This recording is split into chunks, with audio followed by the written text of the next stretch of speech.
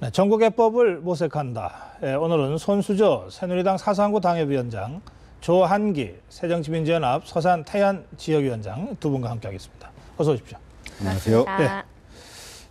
뭐 9월 2일 날 한중 정상회담 있고 3일 날 박근혜 대통령 열병식 참석이 있잖아요.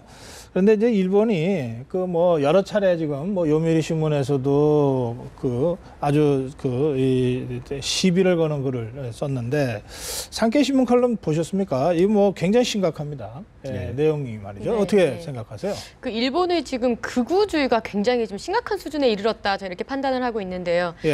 정말 앞서도 말씀이 있으셨지만 정말 한 국가의 정상에 대해서 명성황후 이런 식으로 정말 표현을 한다는 것 자체가 굉장히 좀 소름 돋았고, 이 외교라는 것이 정말 명분과 실리 사이에서 정말 이 고도의 정치적인 행위 아니겠습니까? 그런 거에 있어서 지금 박근혜 대통령께서 한중일 그 동북아 그 미묘한 관계 속에 계시고 또 미국의 어떤 그런 부분도 있기 때문에 굉장히 정치적으로 굉장히 고도의 행위를 지금 하고 있는 가운데에 있으시다. 그리고 중국과 이 정말 정치적으로 우방 단계로 가는 거는 굉장히 이제 최초의 어떤 그 한 단계 스텝업을 하는 단계에 있다고 보거든요. 이런 와중에 일본이 굉장히 자신들의 그런 극우적인 이제 마인드를 이렇게 보여주는 것은 정말로 옳지 못한 그런 행동인 것 같습니다. 그래. 분노를 넘어서 어떻게 보면 명성황후 시해 사건은 우리 역사에서 가장 치욕적이고 가장 아픈 역사 중에 하나입니다. 거기에 지금 우리 박근혜 대통령을 비유해서 산케이 신문에서 글을 쓴 것은 이건 말로 표현하기 힘든 망언이라고 보고요. 다만 어제 일본 국회 앞에서 12만 명 정도의 인파가 몰려서 일본의 안보법, 자위대의 그 전쟁 참여를 보장하는 법안 통과를 반대하는 시위를 아주 강하게 했습니다. 산케이 신문의 오늘 그 사설은, 논평은 일종의 일본 내부의 극우 세력들을 혐한 기류와 결합시켜서 발화하게 만들려는 의도도 숨어 있다고 보입니다. 하여튼 우리에게는 매우 우리가 차마 용납할 수 없는 발언을 한 것입니다. 그래요. 이 관동 대지진 때 이 조선인들이 불을 질렀다는 식으로 소문을 퍼뜨려서 사실 이 조선인들 학살을 감행하면서 이 어지러워진 그 국내 민심을 수습했던 그렇듯이 지금 우리 대통령이나 대한민국에 대해서 지금 계속 시비를 걸면서 아베 정권이 자신들의 정치적 위기를 돌파하려고 하는 의도가 있다. 이제 이런 말씀이시죠? 네. 알겠습니다. 그러니까 그 의도를 우리가 알기 때문에 의도에 넘어가서는 안 될 것 같고, 그렇다고 해서 마냥 무시할 수만은 없어서 적절한 수준의 대응은 필요하다, 이렇게 생각하는데 이게 우리 대통령에 대한 시비만 거는 게 아니에요. 반기문 유엔 사무총장에 대해서도 이게 뭐 정치적 중립을 지키지 않는다, 이렇게 또 터무니없이 지금 공격을, 이거 어떻게 봐야 됩니까? 참으로 이율배반적인 주장인데, 사실 일본의 아베 총리가 중국의 전승절을 기념해서 중국을 방문해서 중일 정상회담을 하려는 계획을 갖고 있었습니다. 그런데 일본 내부의 정치적 상황으로 그것이 무산됐습니다. 저는 제국주의 침략 전쟁에 반대하는 것은 인류 보편적인 가치라고 생각하고, 유엔 사무총장은 바로 세계 평화를 추구하는 역할을 하는 것이 본분입니다. 그보다는 이번에 일본의 아베 총리가 중국의 70주년 전승절에 참석해서 과거 일본의 식민지 지배, 침략 전쟁에 대해서 진심으로 반성하고 사과하고 화해의 손을 내밀었어야 선진국의 지도자라는 평가를 받을 수 있다고 생각합니다. 유엔이 왜 만들어졌습니까? 세계 2차 세계대전 이후에 정말 그 일본과 독일이 일으켰던 그 이후에 이 세계의 평화를 위해서 만들어진 것이 바로 유엔입니다. 그 사무총장이 반기문 대표인 것이고요. 근데 지금 역대 사무총장들께서도 뭐 그 세계 2차 세계대전 종전식이라든지 어떤 열병식 이런 거에 다 참전을 하셨어요. 이런 것을 뻔히 알고 있는 일본이 왜 지금에 와서 반기문 사무총장에게 이렇게 시비를 거는지, 이 부분에 대해서는 정말 일본이 너무 이제 오버하는 게 아닌가, 이렇게밖에 해석이 안 됩니다. 이제 반기문 총장이 좀채하지 않던 반응을 이번에 그래서 보인 것 같습니다.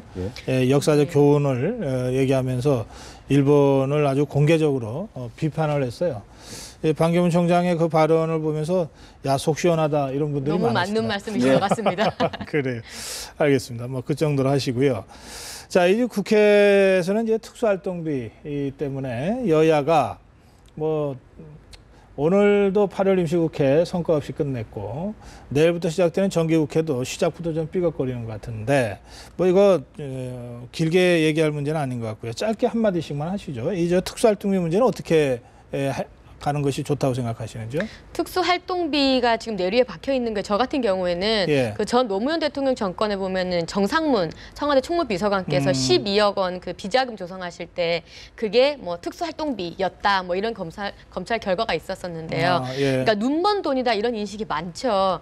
근데 지금 이제 제가 볼 때는 그것도 문제지만 왜 지금 야당이 지금 와서 이렇게 본회의를 파행시키면서까지 이 문제를 들고 나올까라는 거에 대한 좀 주목을 할 필요가 있다고 생각해요. 왜 그러는 것 같습니까? 한명숙 뭐 총리의 어떤 그 판결에 대해서 네. 정치적 판결로 몰려가려고 하는 것은 아닌가라는 이런 의심도 지울 수가 없고요. 어쨌든 이렇게 본회의를 정말 파행시키면서까지 이렇게 냈을 때는 어떤 해결점이 있어야 된다고 생각을 하는데 네. 저는 이렇게 생각합니다.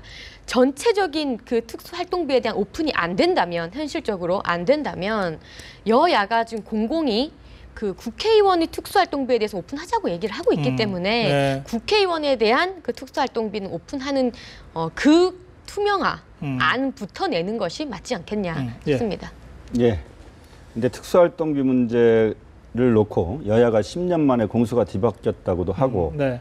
야당이 갑작스럽게 문제 제기를 해서 국회가 파행을 겪고 있다고 하는데 그건 잘못 알고 있는 오해고요.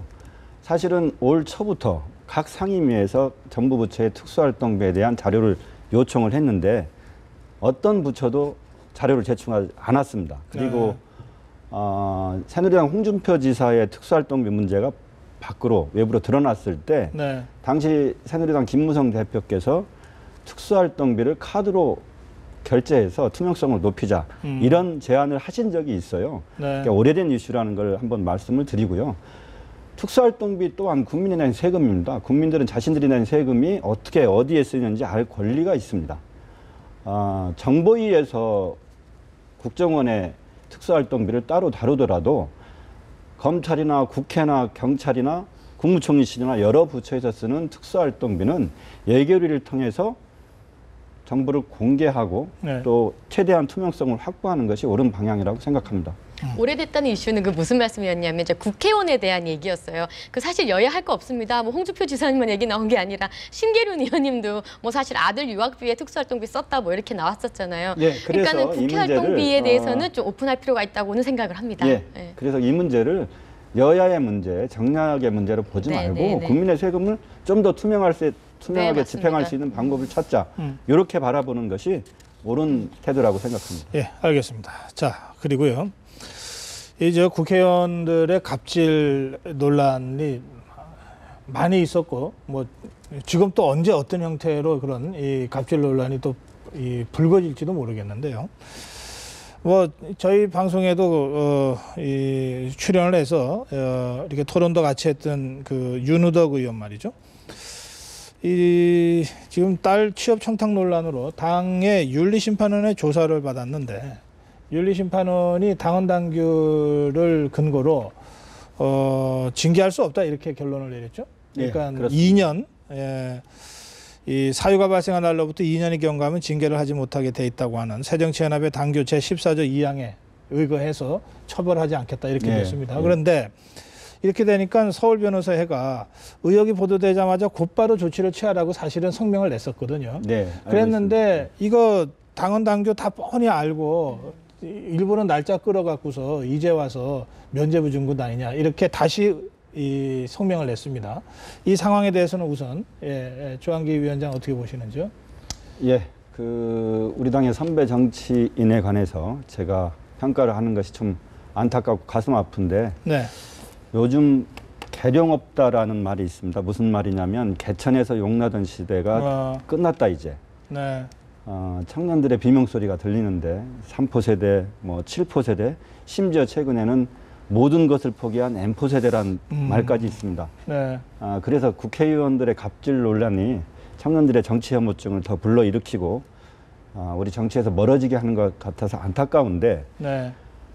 오늘 당원 당규에 의해서 윤우덕 의원의 징계는 일단락이 됐습니다. 공소시효가 지났기 네. 때문에요. 우리 당이 시간을 끌고 회피했다고 하는데 네. 여러 언론에 보도됐지만 사건 직후 이틀 후에 문재인 대표께서 직권으로 윤리위에 윤호동 의원의 징계 여부를 판단하라고 지시를 한 적이 있습니다. 네. 시간을 끌어서 그렇게 된 건 아니고요. 예. 다만 이렇게 각하됐지만 윤호동 의원께서 본인에게 주어진 문제에 관한 정치적 비판과 책임은 고스란히 본인의 몫으로 져야 될 것으로 판단하고 있습니다.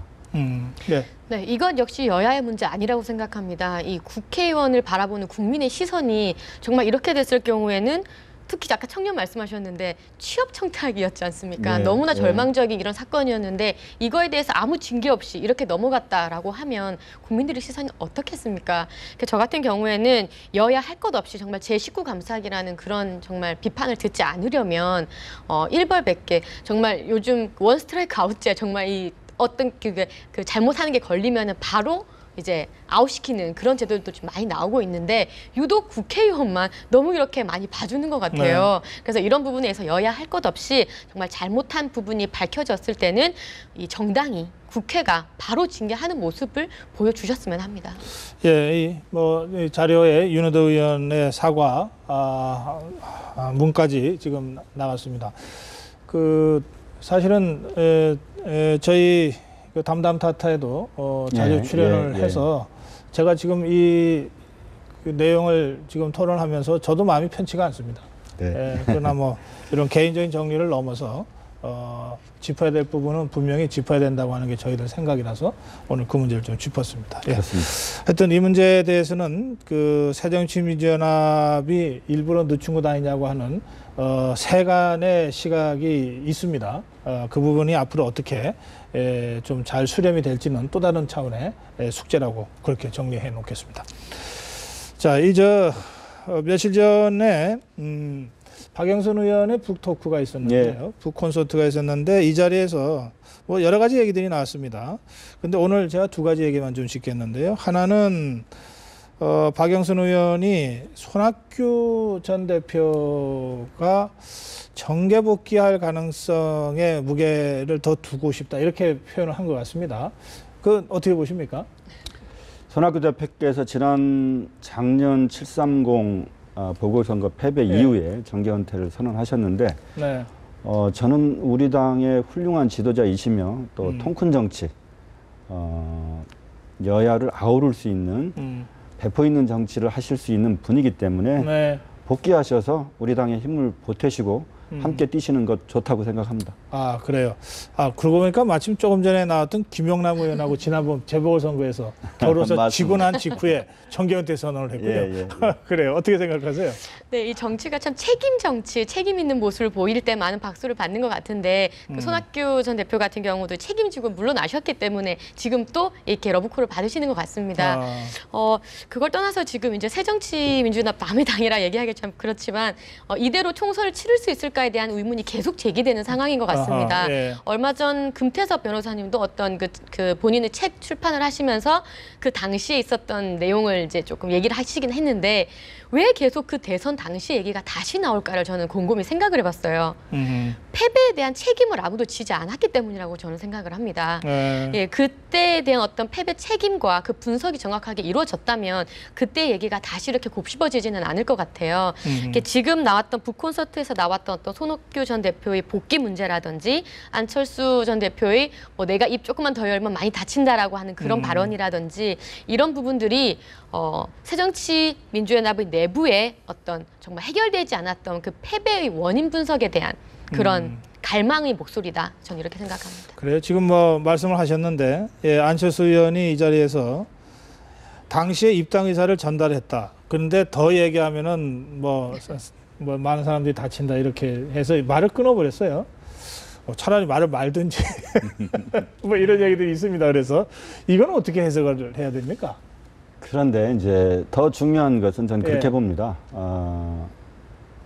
지난 대선 당시 문재인 후보와 안철수 의원의 단일화를 바라는 국민들의 열망이 컸던 만큼 그에 대한 실망감이 컸던 것도 사실입니다. 근데 지금 정작 중요한 것은 안철수 의원님은 새정치민주연합의 창당의 주역이고 지금 우리 당을 끌고 가고 있는 중요한 정치 지도자 중에 한 명입니다. 저는 더 미래가 더 중요하다고 생각하고 네. 과거의 교훈으로부터 더 많은 걸 배워야 된다는 것은 동감을 하지만 우리 당 안에 여러 지도자들이 조금 다른 모양새로 다른 목소리를 내는 것이 저는 민주당에 당연히 있을 수 있는 일이고 그런 것들을 드러냄으로 인해서 우리의 과거와 미래를 더 잘 판단해서 단결할 수 있는 기초가 될 수 있다고 봅니다. 너무 좋게 해석을 하시는 것 같은데. 저 안철수 의원의 그 잊을만 하면 나오는 이 발언들을 쭉 보면요. 우선 그 2012년 그 선거 당일날 투표만 하고 결과도 보지 않고 미국을 갔잖아요. 그때부터 시작해서 이번에 이 발언에 이르기까지 어쨌든 이 마음에 무슨 응어리가 지은 게 안 풀려서 자꾸 이런 얘기가 나오는 거 아닌가 싶어요. 아까 저 손수 위원장은 이게 책임지는 사람이 없어서 또는 그 패배를 정리하지 못하고 오는 바람에 이렇게 표현을 했지만 이 응어리 지지하는 마음이 만약에 있어서 이렇다면 이거는 풀기 전에는 언제든 다시 터져 나올 수 있는 거 아니겠습니까? 그 점에서 물론 뭐 비온 뒤에 땅이 굳을 거다 이런 기대도 있지만 지금 그렇게 기대만 하고 가기에는 뭔가 좀 당사자들이 좀 풀어야 될 몫이 있지 않냐 그런 생각이 드는데요. 그래서 저도 이제 너무 좋게 해석하시는 거 아니냐 우스갯소리 말씀드린 게 다양한 다른 의견이라고 저는 보지 않고요. 이런 부분에 대해서 뭐라고 할까요? 조금 이제 그 옛날에 이런 경우가 있었어요. 영국에 대처 수상이 있을 때 대처 수상에 대한 비판의 목소리가 정말 높은데 왜 노동당이 이기지 못할까 했을 때 미운 정당보다는 못 믿을 정당에 표 못 주겠다라는 얘기가 있었거든요. 지금 안철수 대표와 문재인 대표 사이 어떤 그 미묘한 신경전 그리고 내부의 내홍들을 바라보면서 야당 지지자들은 못 믿는 심정인 것 같아요. 밉다기보다는. 그래서 그런 부분에서 지지율이 많이 이렇게 그 사랑을 받지 못하는 그런 상황이 아닌가. 조금 더 심각하게 받아들이는 게 좋지 않을까 이렇게 생각이 들고 저 역시도 안철수 의원을 야당의 지도자라고 보기 이전에 하나의 새 정치에 대한 신드롬으로 저는 봤습니다. 그래서 굉장히 기대가 컸는데 계속 뭔가 그 물 밑에서 진행되는 못 믿어온 그런 모습을 보여주시는 거가 굉장히 안타깝습니다. 예, 알겠습니다. 이게 시간이 다 돼서 오늘은 여기서 마무리해야 되겠습니다. 두 분 말씀 잘 들었습니다. 고맙습니다. 예.